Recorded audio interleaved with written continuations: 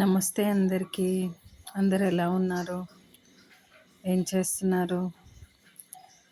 ఇది కాకరకాయ ఫ్రై అండి. మీలో ఎంతమందికి కాకరకాయ ఫ్రై అంటే ఇష్టమో చెప్పండి.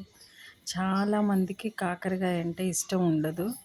ఎందుకంటే దానికి ఉండే చేదు వల్ల చాలామందికి నచ్చదనమాట.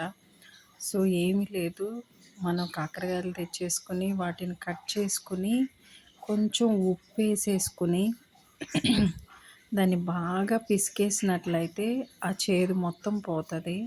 మళ్ళీ వాటర్ తీసుకొని వాటర్ అన్నీ వంపేసేసి మళ్ళీ వాటర్ తీసుకొని దాన్ని బాగా డ్రైన్ చేసేసి ఆ వాటర్ మొత్తం పిసికేసుకొని, అంటే అందులో వాటర్ లేకుండా గనక ఫ్రై చేసినట్లయితే ఆ చేదు మొత్తం పోతుంది. ఈసారి ఇలా ట్రై చేయండి నా పద్ధతిలో. కాకరకాయ ఫ్రై చాలా బాగుంటుంది.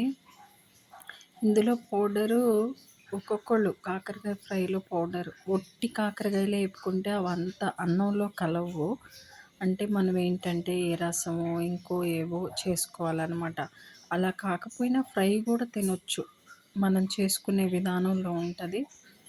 నేను ఒక స్టైల్లో చేశాను, అది మీకు నచ్చితే మీరు ఫాలో అవ్వండి. ఏమీ లేదు, కొంచెం కొబ్బరి, జీలకర్ర, కారము, చిన్నుల్లిపాయలు వేసేసి మిక్సీ పట్టుకొని పౌడర్ చేసుకున్నాను అనమాట. ఆ పౌడర్ని ఇందులో వేసాను.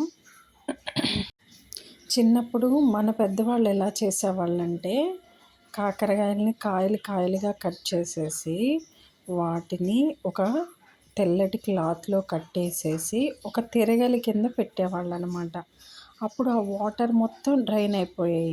1 డే 1.5 డే అలాగే ఉంచేసేసి వాటిని ఇంకేమి కడగకుండా ఆయిల్లో ఫ్రై చేసేసేవాళ్ళు అనమాట.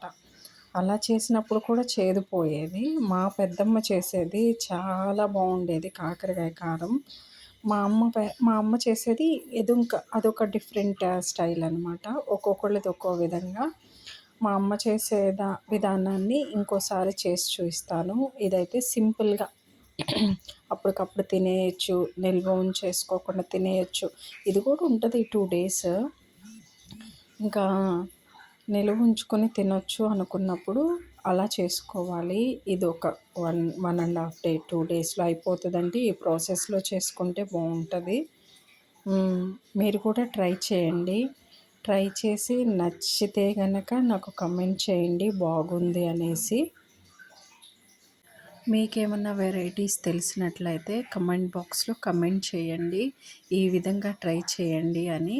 నేను కూడా ట్రై చేస్తాను. ట్రై చేసి మీకు చేసి చూపిస్తాను. మా అమ్మ కానీ మా పెద్దమ్మ కానీ చేసేది కాయలే కట్ చేసి చేసేవాళ్ళు. చాలా బాగుండేది అప్పట్లో.